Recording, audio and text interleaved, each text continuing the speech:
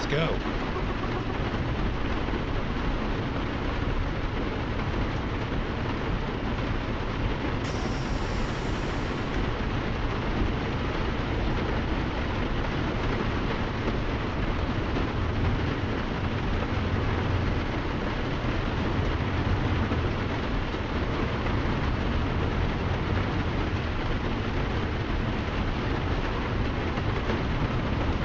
Caution, please mind the speed limit.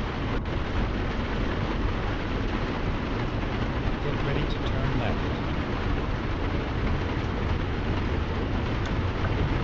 Turn left, then turn left.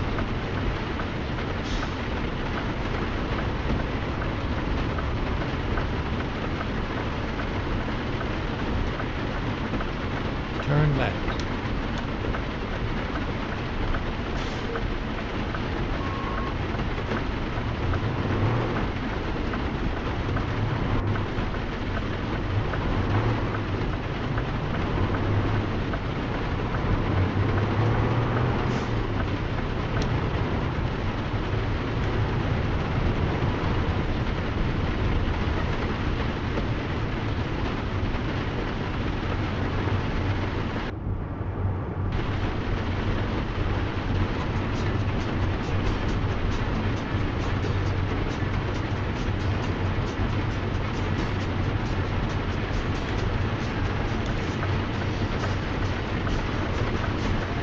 Stay left, then turn left.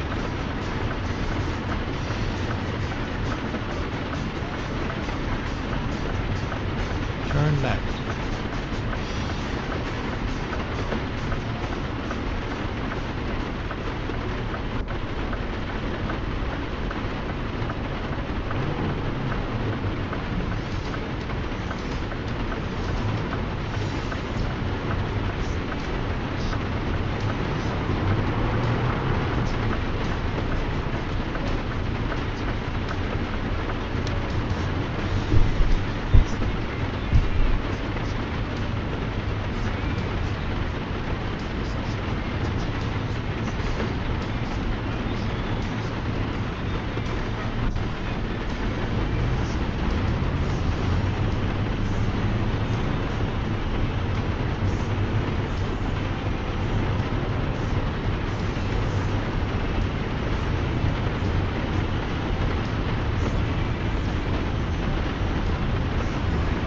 Stay left, then turn left.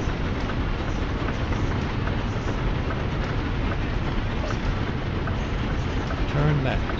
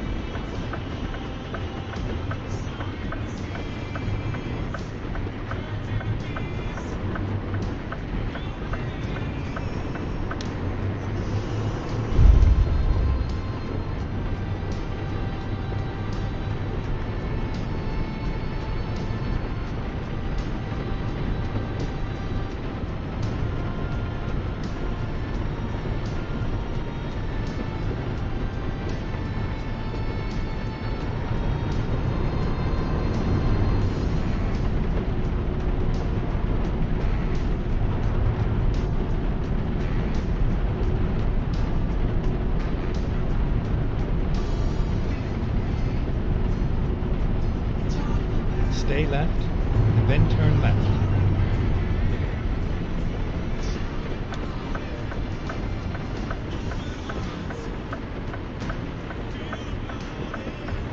Turn left.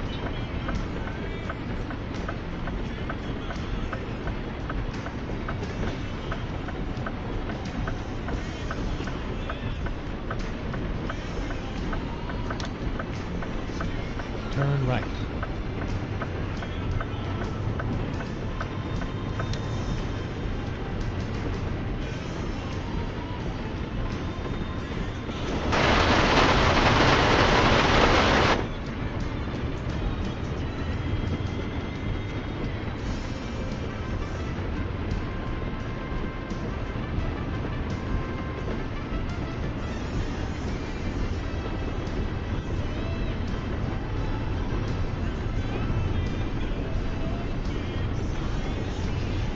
ready to turn left.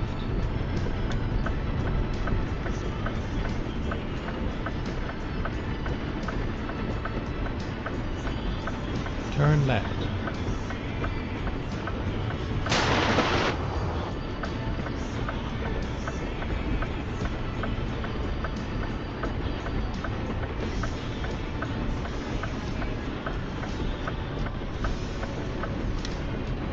We are finished.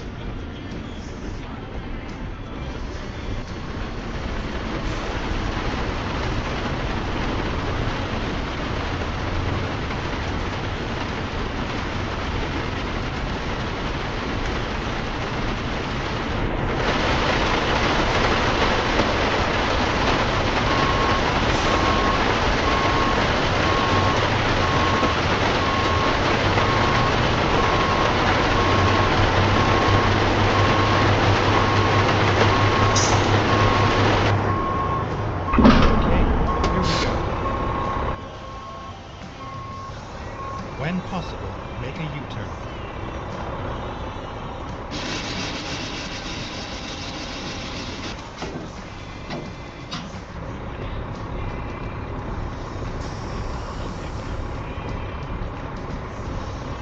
To get the job done.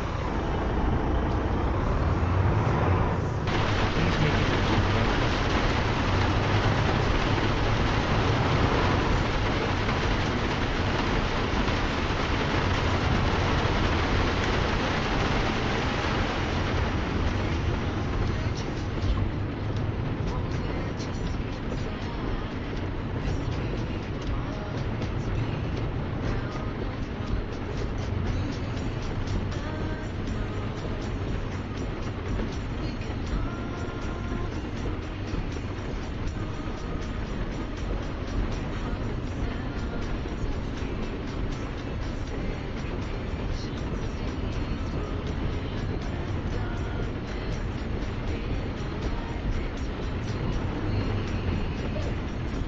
Turn left.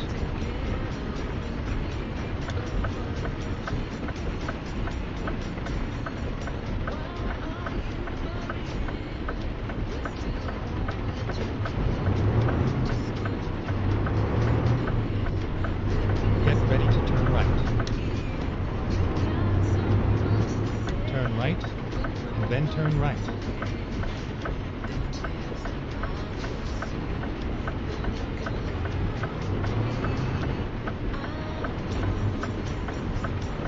Turn right.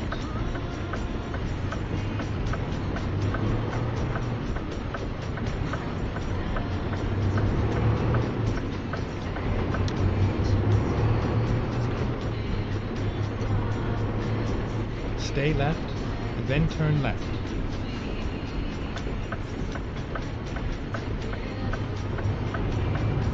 Turn left.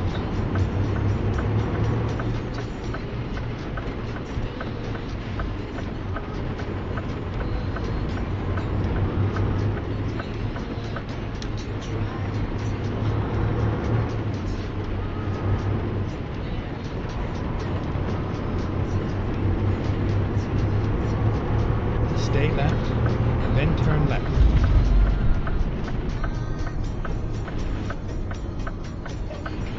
Turn left.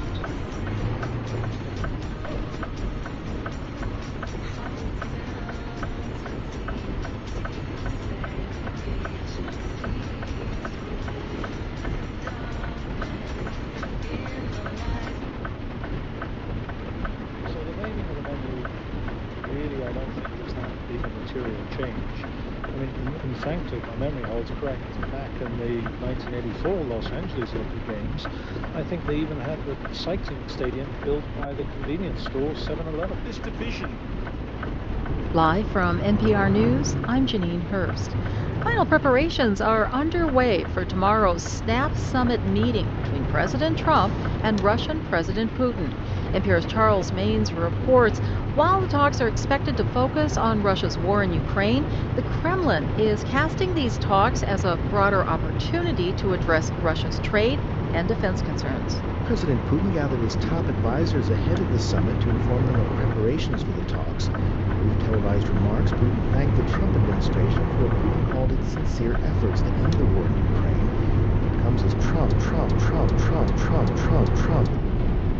Cardiovascular events in this country are directly caused by poor nutrition, and about 70% of diabetes is directly caused by poor nutrition. And from our estimates, poor nutrition is killing 10,000 Americans every single week and causing 16,000 new cases of diabetes every single week among Americans. And within the world of poor nutrition, soda and candy and junk food is certainly part of that, and an important part of that. And that's particularly for soda and other sugary beverages. This has been seen not only in very well done observational studies, but also randomized controlled trials. So I think there's no doubt that those foods are causing enormous disease burdens and suffering across the country in every age group, education group, and income group, but particularly among low-income Americans who have less access to Stay healthy right, food, generally then exit tend to have right. worse diets and higher rates of all of these conditions. I'm seeing here that Exit there right. could be more than 200 grams of sugar in a 2-liter bottle, say, of Coca-Cola. Put that into perspective for us. How do we like really fathom how much that is? I have 3 children, aged 12, 15, and 16, and my wife is also in the field of studying nutrition and health among children. So we try to translate for them and make it very easy for them to understand. And so one simple approach to this is every 4 grams of sugar is a sugar packet. One of those little packets you put in. And sure, our kids or others might put a teaspoon of sugar, into a drink once in a while. But when you have, 100 grams of sugar in a drink, that's 25 sugar packets.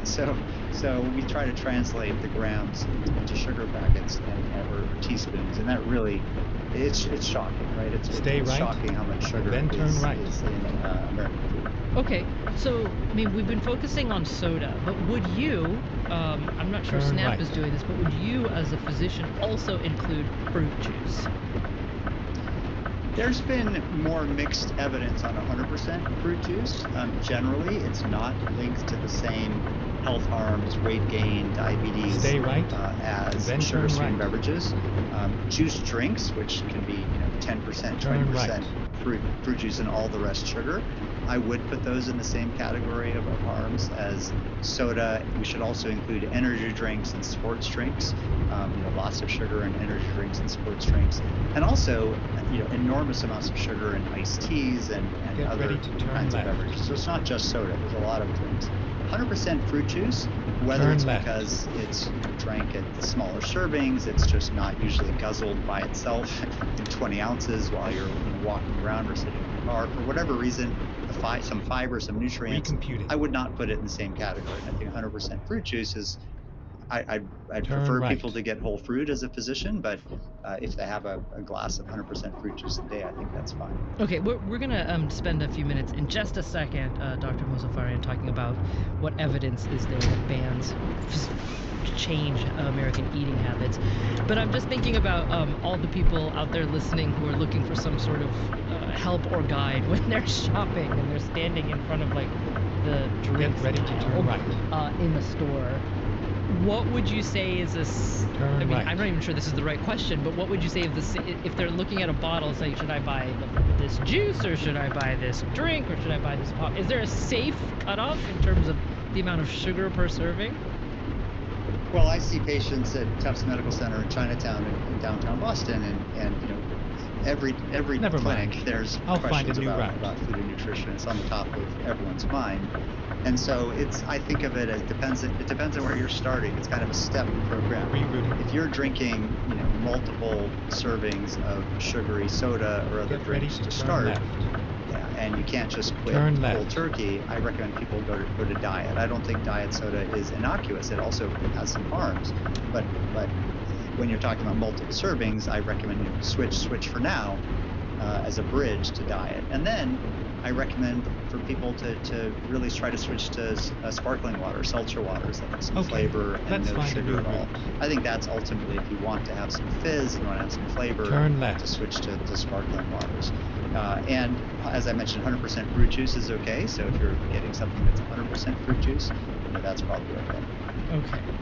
So now the question is that you heard earlier that Secretary Kennedy and Secretary Rollins both said, by virtue of this ban, the idea is that Americans who are recipients of SNAP benefits would move to consuming healthier drinks, and that would ideally help them get healthier overall. The question is there evidence for it? I heard you say earlier that yes, there's evidence that these high sugar content drinks and snacks do contribute to the diabetes and obesity epidemics in this country.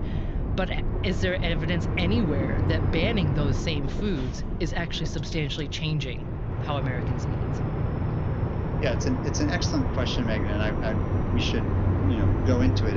If you don't mind, could we start for a few minutes on kind of the history of the program? I think it's really important to think about why we're here in the first place. Yeah, sure. So move into that. Yeah, we've got about a minute before our first break, but go ahead and start with the important part of the history that you think, and then we'll pick it up on the other side of the break. Sure. So I think that to start, this program, originally called food stamps, was started in the Great Depression to help struggling families put food on the table, and importantly, an explicit goal was to boost sales for American farmers and food industry. And so this program has always had these dual roles of helping. Il y a le froid habituel et il y a le froid des montagnes bleues. Le froid à son sommet. Coors Light. T'en veux une froide? Célébrez de façon responsable. Vous devez avoir l'âge légal pour consommer de l'alcool. Mais la direction est déconnectée et refuse de nous entendre. Faut que ça se règle avant que ça se chauffe et qu'on doive tirer la plug. On doit faire partie de la solution. Visitez haute-tension.ca. Un message du SCFP. Hey, toi, chaque goutte est importante. L'eau faut économiser. Pensez-le. En hiver, comme en été. Pensez-le. Cesse donc de la gaspiller. Dans ta salle de bain, cuisine. Dans ta belle cuisine. Dans ton bocage. Sur ta belle pelouse.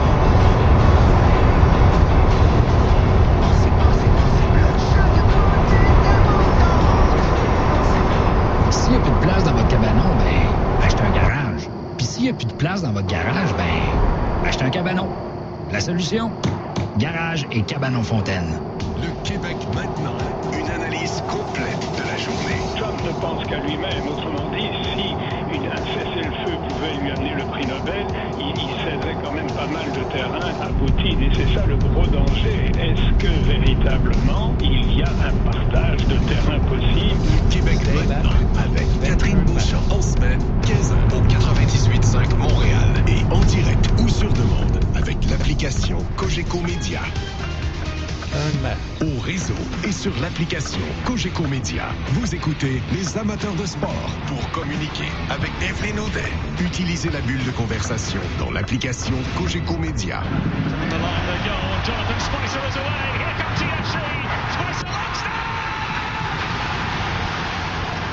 On vient d'entendre un but de Matty Longfast qui jouait pour Toronto. Et ça, c'est un but qui a été compté contre le CF Montréal d'ailleurs.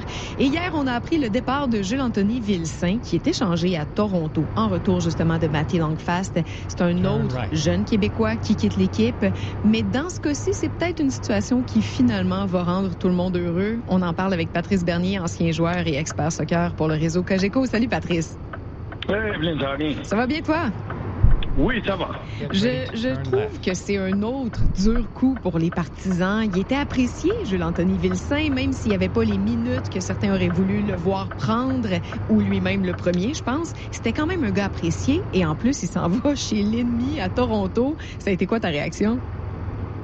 Ouais, c'est parce que ce genre de joueurs-là, tu te dis, bon, je pense qu'on a toujours un idéal qui vont toujours être là, parce que, tu sais, ils viennent de la place. Finding Mais à la new fin, route. tu réalises aussi, moi, personnellement, je regarde, je me dis, Turn des fois, right. la meilleure chose, c'est d'être ailleurs parce que peut-être que tu as besoin des nouveaux yeux. Et donc, c'est clair que en tant qu'ancien joueur qui te dit, attends, il va à Toronto, c'est n'importe où dans la ligue, Toronto ou Vancouver. Mais voilà, c'est un échange, je pense, qui va porter fruit aux jeunes Jonathan Buzyn, parce que je crois qu'il a besoin de nouveaux yeux, une nouvelle opportunité, gagner des minutes. Et il rentre aussi dans quelque chose que Toronto a peut-être besoin, joueur offensif. Et le CF Montréal est allé chercher dénicher un joueur dont ils ont grandement besoin, du moins à la position. Jules Anthony, il cadrait pas avec. Is it? Become Get very ready to turn complacent. left. And they were beginning to behave as though they could push their democratic systems to the limit and that they wouldn't fall off a cliff because, they're so resilient, they can withstand anything. And I wanted to show that when you Turn actually left. look back in history, autocracy and authoritarianism is still the most common form of government. And even after we had periods of democracy in the early 20th century, we went backwards. And when I wrote the book, Freedom House was beginning to describe the democratic recession that we were starting to see worldwide. Freedom House being? Freedom House being the organization that tracks through data collection the reversals in civil and political liberties and other markers of political freedom. It does it every year. And it was beginning to show that the number of countries that were freer than the year before was beginning to decline and had been declining. And I think that's only continuing. And so I think this idea of the return of the autocrat, the return of, that's what we say they are mostly all men, but return of the strongman leader, I think is definitely a phenomenon that is widespread today. It's not just Vladimir Putin. We can also think of the president of Turkey. We can think of the newly elected leader of Argentina. We can think of Bolsonaro. We can think of many others. And just the style of politics, that it's not just, sovereignty as authority. I am the authoritarian, I am the source of authority in my statement, and sovereignty is domination. What I'm seeking to do through my rule is to dominate. Right. And I think that is a really powerful shift that is returning. And it's unapologetic. And I am not surprised to know that a preponderance of men, particularly old men, want way too much power. That's always been around. What I find grimly fascinating is the support from the ground up Make a for these U-turn. kinds of figures. That it is out there. Support for democracy worldwide is going down, and going down among younger demographics, because it's democracy that's a mask for the status quo, which doesn't benefit me. I don't believe in it. And then this kind of skepticism, it's not necessarily that people are gravitating in these younger demographics towards it, but they're kind of checking out on the ideal of democracy. But we've noticed this. What do you think accounts for this ground up, ordinary people out there who want the strong man, who want that kind of authoritarian, that kind of despotic presence to be their political voice? What do you think accounts for that? Yeah, it's a good question. It's a complex question, but I think fundamentally it's about two things, right? One is the capacity Stay right. And of then turn right. those strong men to identify and verbalize the sense of grievance that those people have, and to say that they have an answer to it. The answer is whatever scapegoat they want to definitively say this is the reason for your way, why you feel aggrieved about X or Y. But I think the other reason is a little bit more deep-seated about democracy itself. So you're right, Greg, that we are seeing data about democratic values. When you poke at this, and I think it does differ among youth across the world, you see that there's still huge levels of support for the basic values of the heart of democracy. They're attractive, but there is discontent with what democracy is delivering. And those are two different things. And I think the reason for that is that democracy is fundamentally about two kinds of equality. The first is equality of participation. Everyone needs to vote. We need to have freedom of association. We need to have freedom of speech. But the other Go is straight. equality of consideration, right? That everyone's views are considered and taken into account, and interests are taken into account in democratic systems.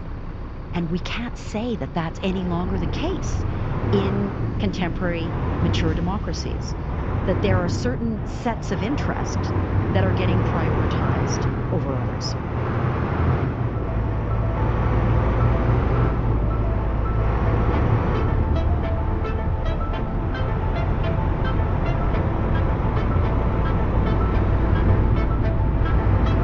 So I want to shift tonight from the big and sometimes intractable issues like migration and war, and talk much more about what's going on in our own cities and our own communities, and the way that history is returning in the form of extreme inequality. I want to talk about its corrosive effects. As prominent economists have recently argued, economic inequality is also bad for the economy, in ways that neoliberals didn't want to admit. But what I also want to focus on is the way that it affects social cohesion and even individual behavior. It affects our sympathies. It affects our moral sentiments. I want to challenge the myths that continue to circulate, that inequality somehow helps our economies grow, and that it is the just result of hard work. And I want to talk instead about how I think it is undermining contemporary liberal democracy. Grand narratives like the end of history, like Fukuyama's book, can make us very resigned and overconfident about the stability of our own system. And I think it's time to shake that up. So let me start by talking about the contours of today's inequality.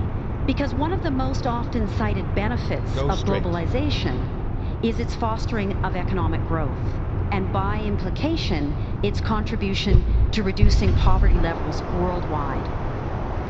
So Branko Milanovic, who for a decade was the World Bank's chief economist, has showed us how the mean incomes of countries across the globe have started to converge since the end of the Cold War. So according to his data, the 2 decades between 1988 and 2008 marked the first decline in economic inequality between world citizens since the dawn of the Industrial Revolution. And we've seen a decrease in the number of people living on $1.25, it now is, per day, which is the World Bank measure of extreme poverty. These figures undoubtedly signify progress, but globalization has winners and losers. Those at the top of the economic pyramid, those in the so-called global 1%, have done spectacularly well. They've increased their incomes by 60% during this 20-year period. In 2015, the wealthiest 1% of Americans held 35% of the country's wealth. And that concentration actually increased when you took housing assets out of the mix. And of course, even within that 1%, you have the super rich, the 0.1%, who take home just over 11% of America's total income. And increasingly, that super rich is constituting a nation unto themselves. But their affluence is occurring against a backdrop of significant underemployment, stagnating incomes, and declining living standards among ordinary Americans, the hollowing out of the middle class. Now these trends, among other things, deal a mortal blow to the theory of trickle-down economics, which was made so popular during the Reagan era, which theorizes that when the rich do well, the rest of the population also benefits. But this pattern of inequality repeats itself to varying degrees in other liberal democracies. So we should be wary of falling prey to this idea of American exceptionalism, that they're the outlier. Yes, they're the most extreme example, but it's happening in many liberal democracies. In Canada, over the past 3 decades, the top 1% of Canada's income earners captured 37% of income growth in this country. But even more alarming for me is the source and the nature Stay left, of today's then inequality, turn left. and in particular how it's undermining the meritocratic values that are so Turn crucial left. for liberal democracy to thrive. So Thomas Piketty, in his book, posits that when countries have a high capital income ratio, as they did in the late 19th century, accumulated Stay right, and inherited then wealth turn right. becomes the most determining factor of an individual's Turn well-being. right. And so this is why so many 19th century novels are about marrying into wealth, or the struggle of the poor to reach affluence, as in Mark Twain's book, The Gilded Age. And so ever since, the whole idea of a Gilded Age has become a metaphor for a historical period in the late 19th century when the United States, as well as Great Britain and France and Russia, saw a combination of materialist excess and poverty. So on the one hand, this period gave rise to haute couture, Victorian architecture, but of course on the other hand, it gave rise to the Dickensian slums and the passage of poor laws that tried to limit who could gain economic relief. So in shifting our gaze back to that era, today's economists of inequality, and there's a growing number of them, have reminded us of its dark underbelly. Contemporary economic disparity is primarily driven by the ownership of assets, much in the same way as it was in the run-up to the First World War, when wealth was concentrated in the hands of a few rich families. And in this era, capitalism was automatically generating arbitrary and what proved to be unsustainable inequalities. But remember, history never repeats itself fully. It returns with a modern twist. So one of the things that's interesting about our period today is that more and more people within the 1%, the top 1%, are wealthy both in terms of their salaries, their income, and their ownership of assets. So labor and capital isn't separated in the same way as it was, say, in the era of Downton Abbey. But the implication remains the same. Individuals will become better off not primarily through a lifetime of hard work, as suggested by the American dream, but through how much capital they inherit. Turn left.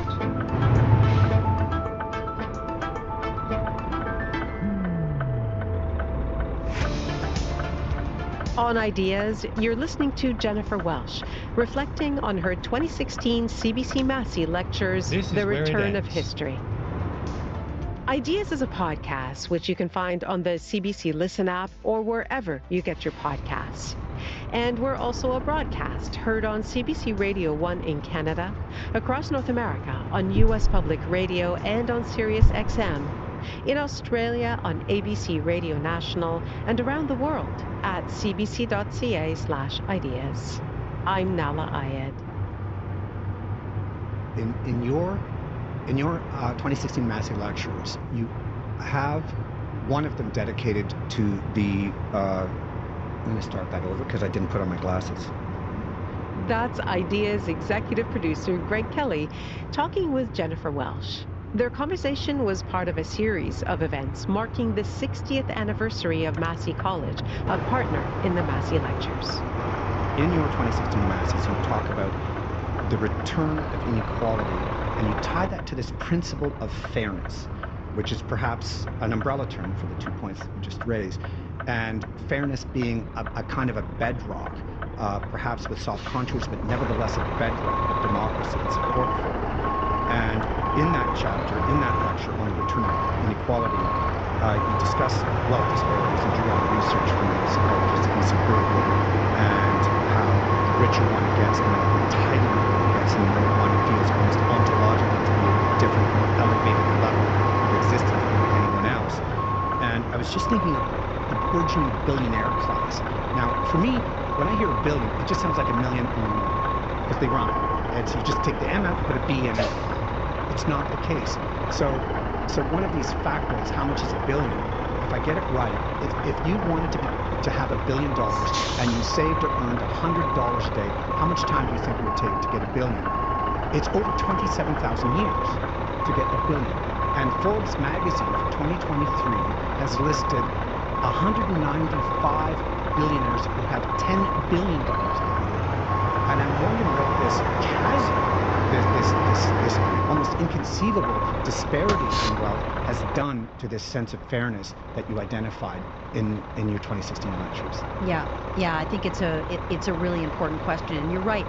I didn't intend to write that chapter when I started, and it was the one that I learned the most writing because